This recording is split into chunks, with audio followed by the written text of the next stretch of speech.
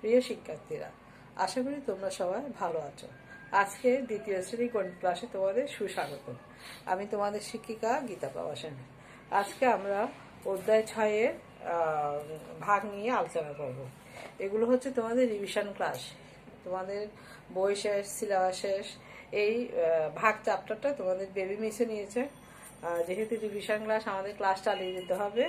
এই চ্যাপ্টার আমি নিই না, এই জন্য আমি আবার এটা তোমাদের করাবো। অধ্যায় 6 ভাগ।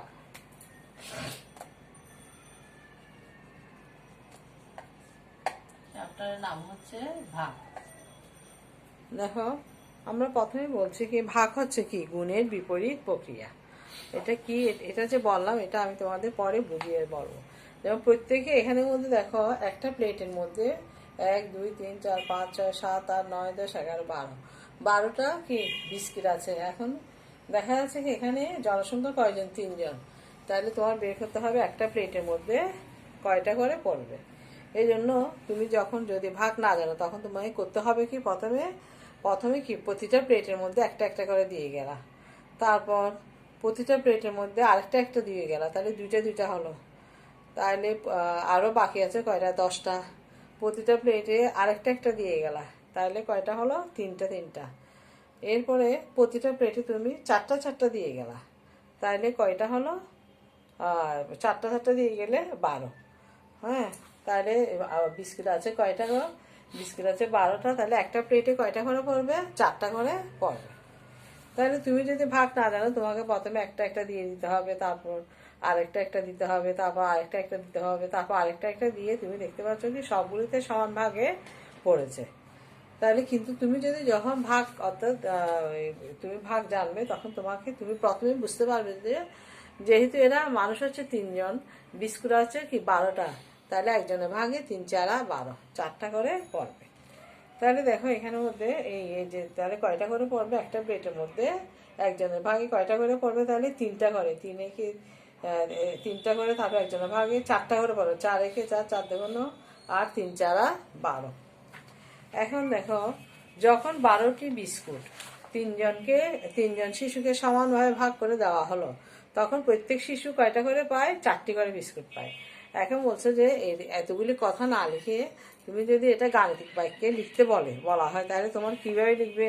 ধরো প্রশ্নটা হচ্ছে তোমার, যখন 12টি বিস্কুট তিনজনকে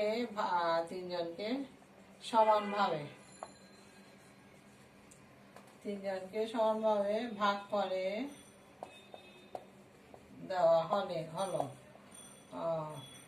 দেওয়া হলো, তখন প্রত্যেক শিশু 4টি করে বিস্কুট পায়। তখন প্রত্যেক শিশু 4টি করে বিস্কুট পায়। এটি গাণিতিক বাক্যে লিখো। এটি গাণিতিক বাক্যে লিখো। প্রশ্নটা তোমার এভাবে আসতে পারে। তখন তুমি কি লিখবে? বিস্কুট হচ্ছে কয়টা? 12টা। 3 জনকে সমানভাবে ভাগ করে দেওয়া হয়। ভাগ, প্রত্যেক শিশু কয়টা করে পায়? মানুষ হচ্ছে কয়জন? 3 জন। তাহলে সমান 3 4 12। তাহলে তোমাকে যদি বলে গাণিতিক বাক্যে লিখতে বললে, তোমার এটা এই এত বড় কথাগুলিকে তুমি এই একটা লাইনে শেষ করে, এটা হচ্ছে কি 12।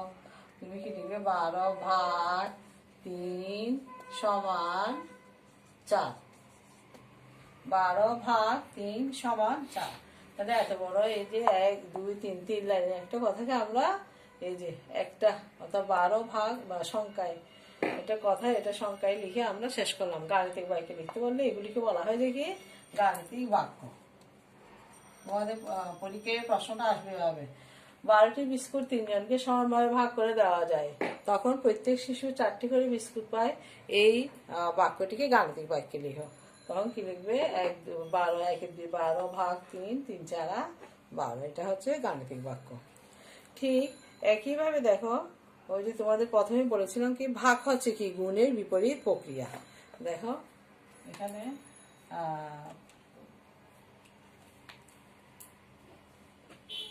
এটা মুছে দিই।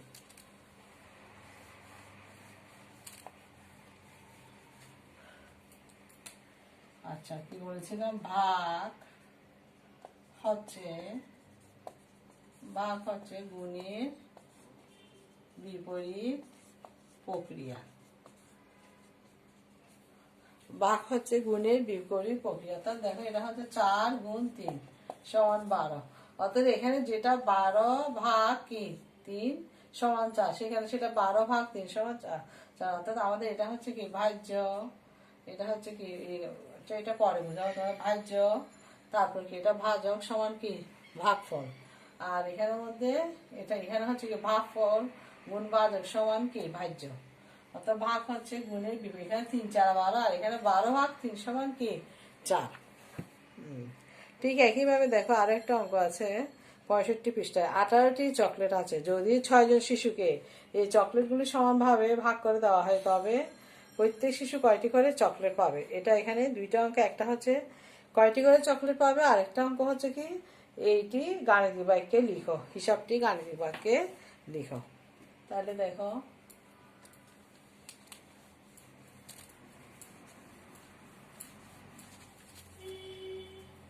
আঠারোটি চকলেট আছে। 18টি চকলেট আছে। যদি 6 জন শিশুকে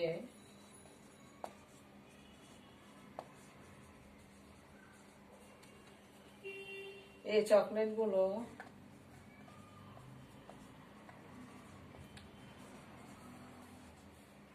সমানভাবে দেওয়া হয়, তবে প্রত্যেক শিশু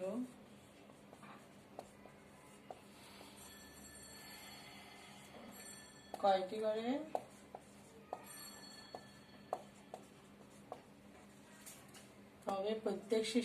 করে চকলেট পাবে? তাহলে এখানে এবং এটিকে প্রত্যেক শিশু কয়টি করে চকলেট পাবে, আগে আমরা এটা বের করি। তাহলে চকলেট আছে কয়টা? 18টা। আর মানুষ আছে কয়জন? 6 জন। তাহলে 3 6 কত? 18। তাহলে প্রত্যেক শিশু কয়টি করে পাবে? 3টি করে পাবে। এখন আমরা কি পাচ্ছি? এটা প্রত্যেক শিশু 3টি করে চকলেট পাবে। প্রত্যেক শিশু 3টি করে চকলেট পাবে। যদি বলে প্রত্যেক শিশু কয়টি করে চকলেট পেলো এখানে, তাহলে কয়টা হবে? 3টি করে চকলেট পাবে। এটিকে গাণিতিক বাক্যে দেখাও। এটিকে গাণিতিক বাক্যে দেখাও। গাণিতিক বাক্যে দেখাও বলে কিভাবে লিখবে? এটাই লিখবে। কিভাবে? 18 ভাগ 6 সমান 3। অর্থাৎ এই যে এত বড় এই 2 3 4 লাইনের একটা লেখাকে আমরা এই সংখ্যায় লিখে ফেললাম। 18 ভাগ কি 18 ভাগ 6 সমান 3। এটা হচ্ছে গাণিতিক বাক্য। তাহলে তোমরা নিশ্চয়ই বুঝতে পেরেছো গাণিতিক বাক্যটা কি। কেমন? গাণিতিক বাক্যটা কি তোমরা নিশ্চয়ই বুঝতে পেরেছো। এরপরে দেখো 66 পৃষ্ঠা খুলো। এটা একই 20টি কলা আছে। যদি 5 জন শিশুকে সেগুলো সমানভাবে দেওয়া হয়, তবে প্রত্যেকে কয়টি করে কলা পাবে? এগুলো আমরা কি এটা আমরা গুণের মাধ্যমে বের করবো। গুণ ব্যবহার করে কিভাবে উত্তর পাওয়া যায় তা চিন্তা করো এবং আলোচনা করো। তাহলে কলা আছে যে কয়টা? 5টি। এই কলা আছে কয়টি? 20টি। তাহলে এটা আমরা মুছে দিই। এটা বুঝতে পেরেছো নিশ্চয়ই।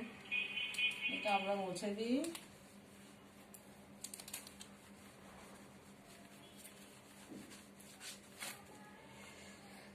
দেখো, যখন 20টি কলা আছে, 5 জন শিশুকে যদি আমরা একটা করে দিই, কলা আছে কয়টা? কলা আছে 20টি, শিশু আছে 5 জন। তাহলে 5 জনকে যখন 5 জন শিশুকে একটি করে কলা দিই, 5 জনকে একটি 5 জনকে একটি করে দিলে পাঁচজন মানুষ হচ্ছে 5, একটা করে দিলে তাহলে কয়টা হবে এখানে? 5টা। যদি তোমার কলা আছে কিন্তু 20টা, তোমার থেকে আরো 15টা আছে, তাইলে 5 জনকে যদি 2টি করে দিই, 2টি করে দিলে 5 গুণ 2 সমান কি 10টি। 2টা করে দিলে পাবে যে কি 10টি। আমার কলা আছে তাহলে আরো কয়টা? 10টা। তাইলে দেখো 5 জনকে 3টি করে দিলে কি হবে? 5 গুণ 3 সমান কত? 15টা। তাহলে আর আছে কয়টা? 5টা। তাহলে দেখো 5 জনকে 4টি করে দিলে 5 গুণ 4 সমান 4 5 আর 20 মিলে যায় আমাদের।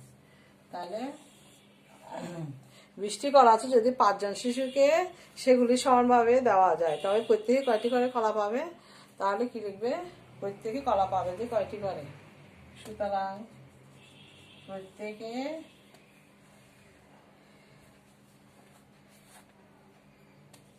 কলা পাবে 4টি করে, 4টি করে। অর্থাৎ আমরা ওই যে আগে বলেছিলাম যে প্রথমে আমরা একটা একটা দিয়েছিলাম, তারপর 2টা 2টা দিয়েছি, তারপর 3টা 3টা দিয়েছি, তারপর 4টা 4টা দেওয়ার পরে দেখতে পাচ্ছি কি মিলে গেছে আমাদের, আর নাই। তাহলে কয়টা করে একজনের ভাই কয়টা করে পড়লো? 4টি করে। তাহলে বুঝতে পেরেছো নিশ্চয়ই। এতটুকু। যদি তোমাকে বলে এইটা এই এই বাক্যটা গাণিতিক বাক্যে লিখতে বলে কি লিখবি? তাহলে 20 ভাগ 5 সমান 4। 20 ভাগ, এটাকে যদি গাণিতিক বাক্যে লিখতে বলে তাহলে লিখবে 20 ভাগ 5 সমান 4। এটাই হচ্ছে গাণিতিক বাক্য। তাহলে বুঝতে এতটুকু থাক। আমাদের এই ক্লাসের মধ্যে তোমাদের 66 পৃষ্ঠা আরো 2টা অঙ্ক আছে, এটা আমরা আগামী ক্লাসের মধ্যে করাবো। এতটুকু বুঝতে পেরেছো নিশ্চয়ই। ধন্যবাদ সবাইকে, ভালো থেকো।